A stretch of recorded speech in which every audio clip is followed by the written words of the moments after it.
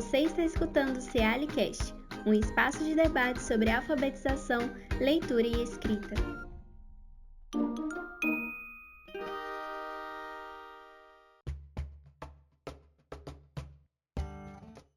Olá, eu sou Josilei Francisco de Souza, professor da Faculdade de Educação da Universidade Federal de Minas Gerais, e você está ouvindo o Cealicast, podcast do Ceali, Centro de Alfabetização, Leitura e Escrita da Faculdade de Educação da UFMG.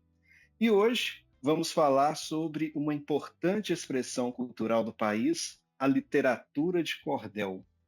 E para abordar suas múltiplas facetas, desde sua origem e características até seus usos no ambiente educacional, temos a honra de receber o professor José Helder Pinheiro Alves, da Universidade Federal de Campina Grande, Paraíba, um dos grandes estudiosos da literatura popular. Professor José Helder, seja muito bem-vindo ao Cealicast e desde já eu agradeço sua presença. É um prazer estar aqui, em Minas novamente. Eu sou um cearense que andou por essas terras muito tempo e é uma alegria podermos conversar sobre poesia popular, literatura popular. Sim, que ótimo. E então, para a gente começar, né, o nosso bate-papo, a nossa conversa, gostaríamos de entender melhor a origem, né, da literatura de cordel e como é que ela se tornou um elemento tão forte da identidade cultural nordestina. Então, a temática de origem de qualquer gênero é sempre cheia de muitas histórias, né? A que hoje se denomina literatura de cordel, a primeira informação importante é que no meio popular não tinha esse nome, né? Esse nome literatura de cordel ele aparece mais ou menos a partir da década de 60, final da década de 50. No meio do povo, o nome que circulava era folhetim, folheto, livro de feira, romance. Então, eu sou cearense, minha família é toda do interior. E uma vez eu mostrei para minha mãe, perguntei à minha mãe se ela lia literatura de cordel. E ela disse, o que é isso? Aí eu mostrei o livrinho, eu disse, o livrinho eu lia. Então, esse nome, literatura de cordel, ele vem de Portugal e é trazido pelos intelectuais, né? Pelo Cascudo, pelo Silvio Romero, mas no meio do povo nem aparece o nome literatura, nem o de cordel. E esse é um dado interessante, porque o próprio nome cordel não está no nosso vocabulário. O que está no nosso vocabulário é cordão. E isso desfaz uma coisa assim, que é um mito que se criou e se chamava literatura de cordel porque era pendurado em barbante. Possivelmente em Portugal, no século XVI, final do século XVI, início do século XVII, tivesse esse fenômeno, sobretudo porque era vendida por cegos. Mas no Brasil nunca foi pendurado em barbante. E os vendedores eram vendedores de feira, que iam de cidade a cidade com uma malinha e botavam normalmente os folhetos em cima da mala. Não tinha nem como pendurar em barbante. E outra coisa, os vendedores de feira se mudavam de lugares o tempo todo na própria feira. Eu fico impressionado quando eu vejo os livros didáticos trazendo o pendurado em barbante e ainda com pregador de roupa. E quando o povo simples pendurava a roupa era na cerca. Você não tinha até bem recentemente esse pregador de roupa. Essa informação histórica é interessante para a gente entender um pouco como os nomes pegam. Eu acho o nome literatura de cordel um nome bom, mas no meio popular não tinha esse conceito de literatura. Qual era o conceito que circulava, se é que eu posso chamar de conceito? Circulava muito verso. A minha mãe, que é de 1918, papai também, já faleceram, falava muito em verso. Decorei uns versos, sei uns versos de cor, assisti uma cantoria, decorei uns versos. Isso era mais o que circulava no meio do povo. E um dado muito interessante, professor, é que circulava muito no início do século toda uma poesia oral, tanto e narrativas, mas sobretudo poesia. E tinha uma circulação muito grande de quadras. as quadras eram muito recorrentes, sextilhas, setilhas, não necessariamente de histórias, de narrativas, como traz os folhetos de cordel. Isso também circulava. Mas a grande circulação no meio do povo era de uma narrativa oral que as pessoas decoravam e diziam. Eu aprendi muita coisa ouvindo, papai sabia de cor. E um outro fato interessante do início do século é que as pessoas cantavam muito a poesia. Os folhetos eram cantados. Então, por exemplo, meu avô era analfabeto e sabia de cor inúmeras narrativas, que ele não chamava de cordel, chamava histórias, né? E cantava. E aí a memória é fundamental para cantar, né? A pessoa não sabia ler, ele ouvia 2, 3 vezes, gravava a melodia e aí ele cantava normalmente. Eu mesmo aprendi folheto cantado, anos depois em saber que era Leandro Gomes de Barros, mas não tinha essa coisa de autoria, as pessoas ouviam e cantavam. Então, essa informação é importante. O cordel circulava como outras histórias narrativas em verso.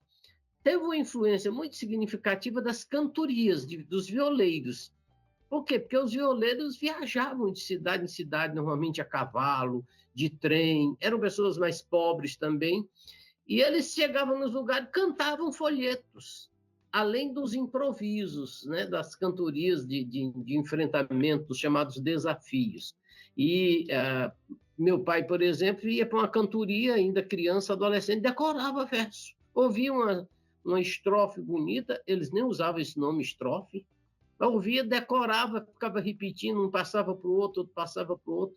Essa circulação oral é que eu acho uma coisa fantástica, que eu acho que, de certo modo, a gente precisava recuperar um pouco isso, implantar isso um pouco no cotidiano escolar. Então, essas informações iniciais para a gente pensar a literatura de cordel, no âmbito geral da literatura popular, das diferentes circulações. Por exemplo, o coco que o Mário de Andrade veio pesquisar aqui na Paraíba, cheio de quadras, cheio de versos que as pessoas cantavam, dançavam. O coco tinha esse viés da dança e do canto juntos. Sim, isso é interessante demais, né? Esse trânsito oral escrito e como que nesse trânsito, né, a gente tem esse processo criativo que envolve o cordel. E professor José Eldo, seguindo a nossa conversa, né, o senhor pode falar um pouquinho para a gente o que faz um cordel, né, ser um cordel? Quais que são as características, né, que o constituem? Bom, do ponto de vista assim, bem material, o folheto de cordel, olha aqui, um famoso, né? Nós tínhamos no início do século acesso muito pequeno a gráficas. Então, a pessoa pegava uma folhinha dessa que a gente chama de A4, dobrava ela e muitas vezes eles tinham uma gráfica, eu conhecia algumas gráficas, tinha uma gráfica e imprimindo, né? Muitas vezes eram feitos em casa. Do ponto de vista material, assim, do suporte, o folheto é normalmente uma impressão que normalmente era em 8 páginas, porque era uma folha que dava 8 páginas, com frente e verso, 16, 32, 64. O que circulava mais eram os folhetos de 8 páginas, mais fáceis de serem decorados até e lidos. E lembremos que no final do século XIX, início do século XX, a população brasileira, eu creio que mais de 80% não tinha acesso à leitura. Daí também a importância da oralidade. Agora, do ponto de vista do seu conteúdo, aí tem uma diversidade extraordinária. As histórias, as grandes tradições da literatura oral, das histórias do povo, começaram a ser escritas, ser transcritas e colocadas no folheto. E a grande figura do final do século XIX e início do século XX é Leandro Gomes de Barros. Leandro Gomes de Barros morreu em 1918. Ele conseguiu passar para o verso, né? Sobretudo sextilha e décima, ele trabalhava muito com a sextilha, né? Que é a estrofe de 6 versos, e a décima, que é a estrofe de 10 versos, todos em versos de 7 sílabas, quase todos. Às vezes havia também folhetos em versos de 5 sílabas. E ele vai trazer inúmeras narrativas de origem popular que ele inventava, que ele ouvia, né? Que vinham da tradição ibérica, e começa a trazer isso para a literatura, para os folhetos, e começa a divulgar. E muito interessante a questão da geografia. Ele está no Recife. Sai um trem do Recife que cortava toda a Paraíba, subia para o Ceará. De Fortaleza saía um trem que ia para Teresina e até o Maranhão. Essas rotas eram interessantíssimas, que as pessoas iam fazendo esse percurso no início do século. Depois isso muda, né? Vem para Paraíba, depois vai para Juazeiro do Norte, que se torna um grande polo também de divulgação.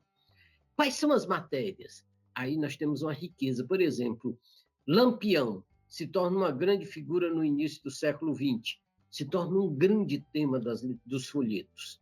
Mas as romarias se tornam temas, as brincadeiras, né? Você vai ter grandes figuras na literatura de cordel, como João Grilo. O João Grilo foi o primeiro que eu conheci. Esse folheto aqui é um espetáculo, As Proezas de João Grilo. Eu ouvi um cego, uma pessoa que era cega de um olho, analfabeto, recitando isso quando eu era menino. João Grilo foi um cristão que nasceu antes do dia, criou-se sem formosura, mas tinha sabedoria, e morreu antes da hora pelas artes que fazia. Eu vi um sujeito recitando isso, achava aquilo bonito.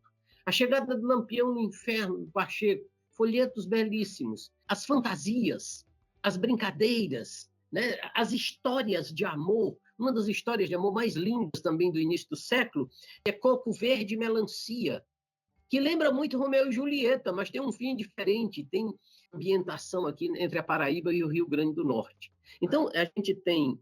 O que caracteriza, para mim, sobretudo? A imaginação, a fantasia, o humor, a brincadeira, mesmo tratando, às vezes, de um tema sério, mesmo tratando de um tema épico, como Lampião invadindo uma cidade, tem sempre um viés de brincadeira, tem sempre um viés de humor. Então, assim, para eu resumir muita coisa, mas, assim, ler essas narrativas pensando nisso, não é um documento no sentido histórico, é um documento também no sentido literário, de uma fantasia poética, de uma reinvenção da vida, de um modo lúdico, às vezes muito crítico. Por exemplo, Leandro vai escrever um belíssimo romance chamado A Seca no Ceará. Ora, alguns temas da literatura de cordel vêm muito antes da grande literatura da década de 30. Quando a Raquel de Queiroz escreve o 15, na década de 30, o Leandro já tinha escrito há 20 anos atrás A Seca no Ceará. E antes, no final do século, já tinha folhetos sobre a seca.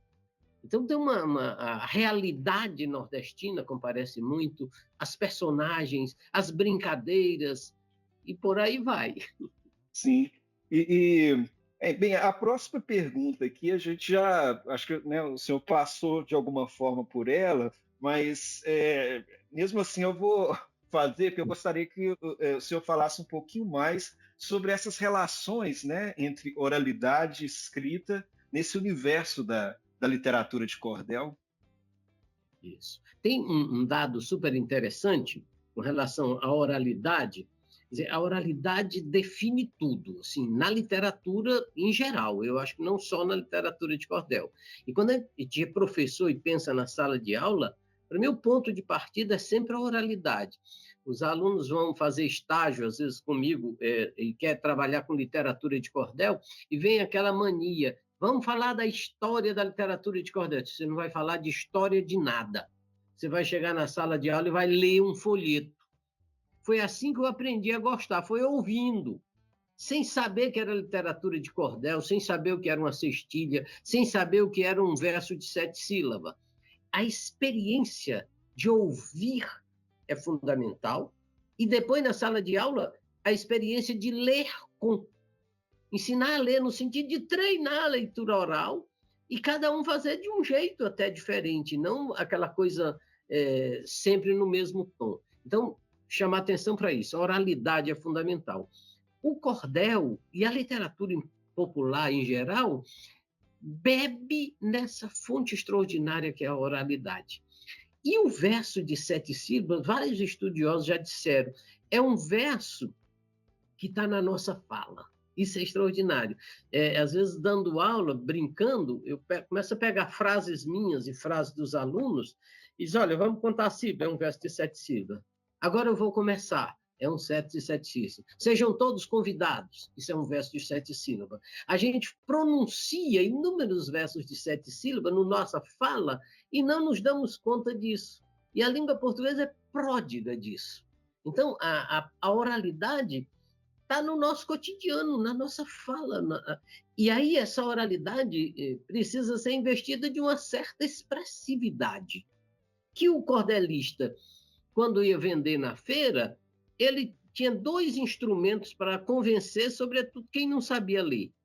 Ele cantava, e a pessoa parava para ouvir, porque aí vem a música extraordinária, a música sempre, que é oralidade, né? Sempre nos encanta, ou ele recitava. Então, se ele chegasse para vender um folheto extraordinário, como é a chegada do Lampião no inferno, e lesse assim, um caba do Lampião, de nome Pilão Deitado, que morreu numa trincheira no outro século passado, quando ele terminasse a primeira estrofe, todo mundo já tinha ido embora. Então, ele começava potente. Um caba do Lampião, por nome Pilão Deitado, que morreu numa trincheira no outro século passado, agora pelo sertão, anda correndo a visão e fazendo mal-assombrado. Esse mal-assombrado, eu vejo, opa, que mal-assombrado é esse? Então, a voz é a expressão do corpo, é a expressão do nosso encantamento. E a literatura de cordel bebeu nessa tradição oral, e aí tem uma coisa curiosa, porque ela é escrita, mas ela é oral, ela tem esse casamento. É tanto que um cordelista, alguns cordelistas assim mais que chegaram a um nível de escrita, que escrevem hoje, que estudaram muito, às vezes perde isso. Às vezes quer ser muito conceitual e às vezes perde o gosto da voz, da fala. A fala é fundamental. Quando um aluno está lendo um folheto e que às vezes não dá expressão, diz, presta atenção do jeito que tu falas. Na hora, numa conversa. Numa conversa a gente fala com expressividade. Aí vai ler o folheto, vai ler o poema, não só o folheto, o poema, um trecho do romance, lê, parece que está assim, desidratado. Aí não tem condição. Então, esse casamento para mim é fundamental e que é um instrumento potencializador da recepção, do encantamento do leitor. Sim, claro. E que ótimo ouvir isso, né? Porque eu também trabalho muito, né, nesse campo da oralidade, mas sobretudo com contadores de histórias. E esse encantamento, né, do corpo, da voz, ele é incrível, né? E quando a gente pensa na relação com a educação, como o senhor disse, né, algo que é fundamental, né, que nos constitui. E há pouco, professor José Helder, né, o senhor falou de alguns, né, eventos, algumas figuras de contextos históricos e culturais que estão no cordel, como o Lampião, por exemplo, né, as Romarias, a Seca. E aí gostaria de saber como o contexto, né, histórico e cultural moldou temas, né, e a própria estrutura do cordel ao longo do tempo. Isso é muito interessante para a gente entender, sobretudo no início do século. Hoje mudou muito. Hoje, a primeira coisa para dizer é que você não tem mais cordel em feira, você não tem mais vendedores em feiras. O grande espaço de divulgação hoje tem sido muito a escola, as feiras. Eu estive recentemente numa Bienal do Livro em Fortaleza e a entrada da Bienal é uma feira de cordel. E um dado triste, que as pessoas não compram muito. Entende? O pessoal vem, olha, acha bonitinho. Eu vi alguns cordelistas, um até dizendo uma brincadeira, disse assim, ontem foi uma beleza, eu quase vendi um folheto. Né? Eles não perdem o humor, né, também. Então, as pessoas gostam de ver e, às vezes, compram pouco, embora o preço do folheto seja bem mais barato do que do livro em geral. Mas a questão do início do século, por exemplo, o tema da seca no Nordeste é um tema extraordinário. A gente teve grandes secas. A seca do 15, só no século XX. A seca de 32, que a minha mãe era menina, e contava que viajou do sertão do Ceará para a Serra de Aratuba, que a região serrana tinha água. O Patativa do Assaré escreve um folheto chamado A Morte Nanã, que é para mim, um das mais lindos poemas da literatura brasileira. E eu tive a alegria de conhecer o Patativa, de conversar com ele, e eu disse: Patativa, você perdeu alguém na seca? Ele disse: não, senhor, mas eu vi tanta gente morrendo e contando história, que eu escrevi essa história pensando na história de uma criança que morre na seca de 32.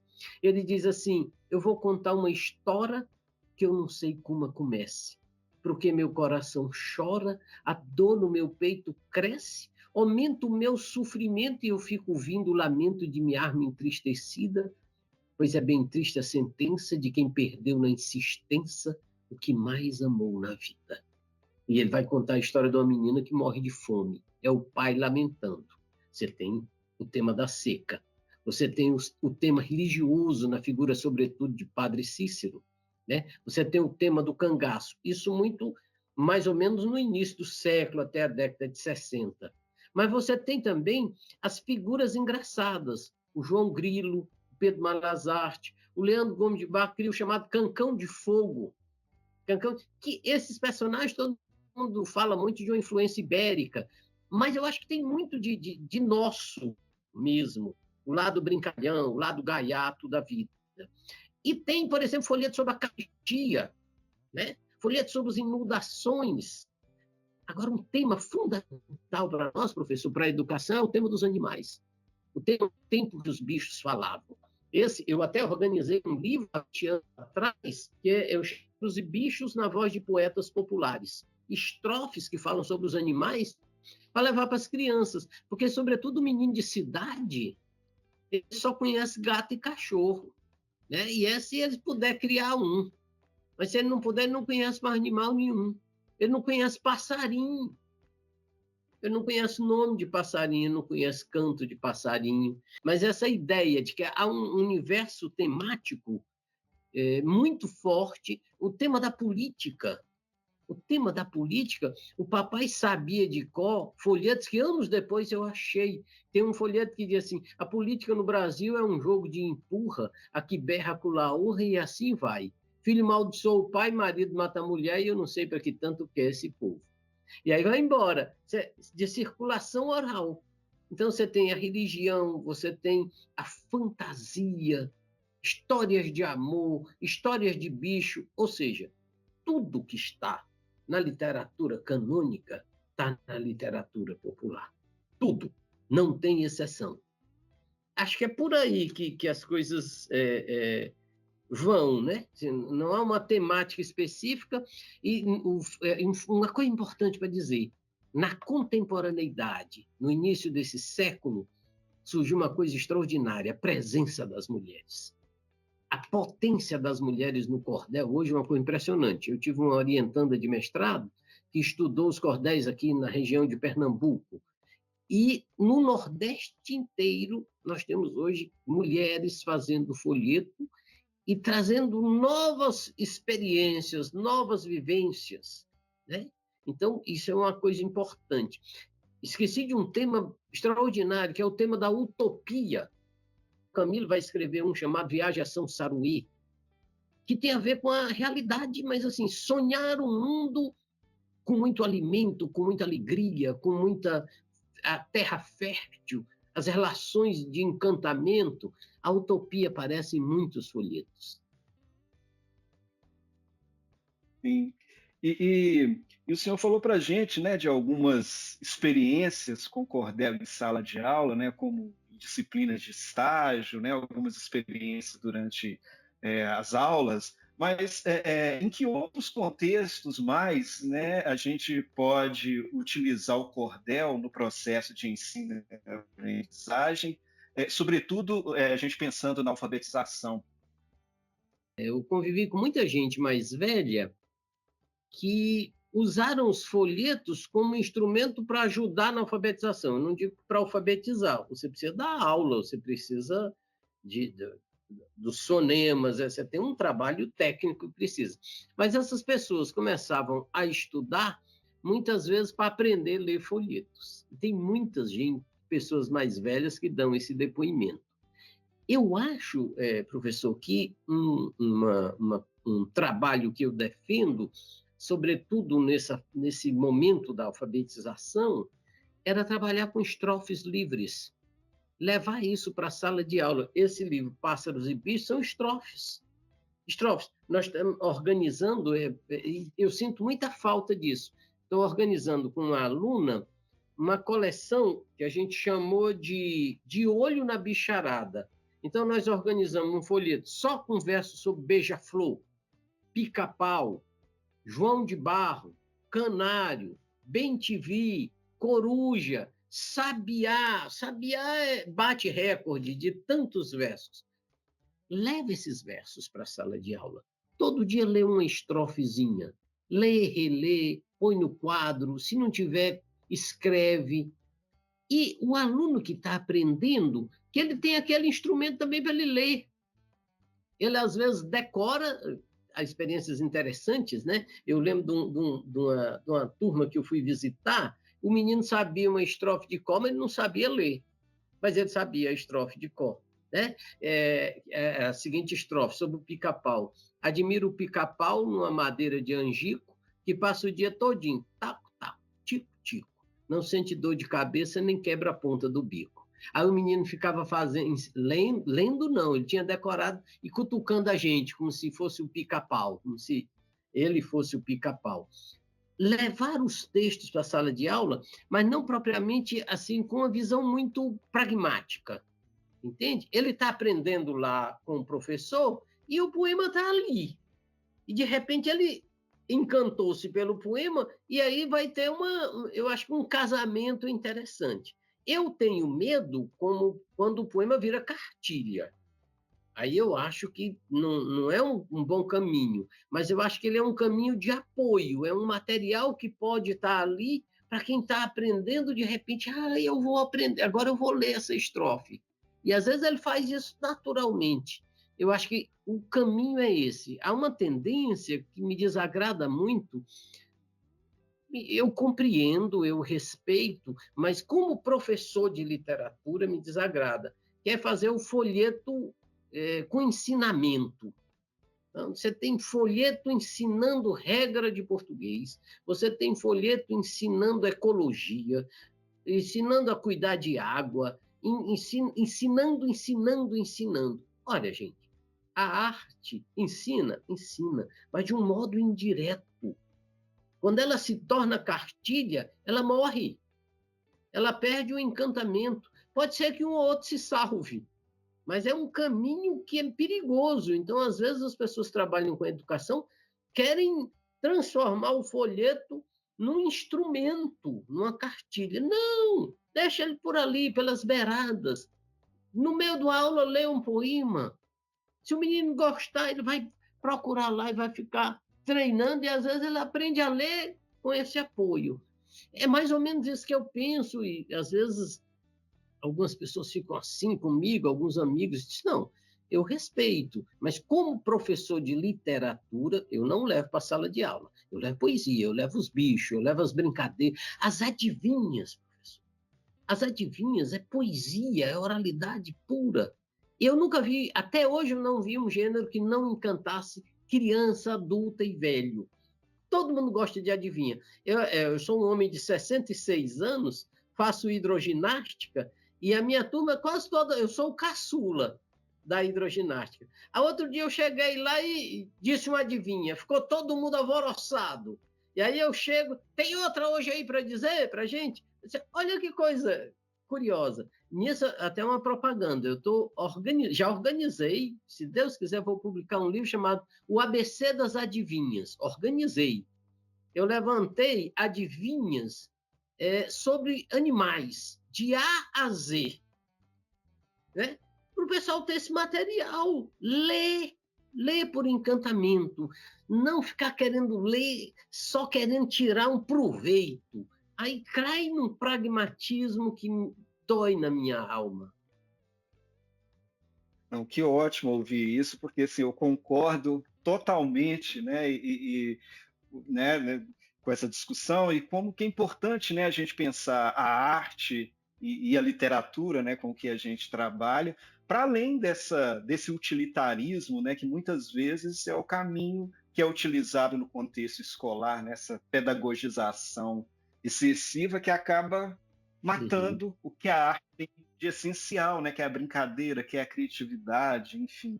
Muito bom ouvir o senhor falando sobre isso. E devido à riqueza da nossa conversa com o professor José Elber, esse episódio do CEALIcast será dividido em duas partes. A próxima você confere em breve.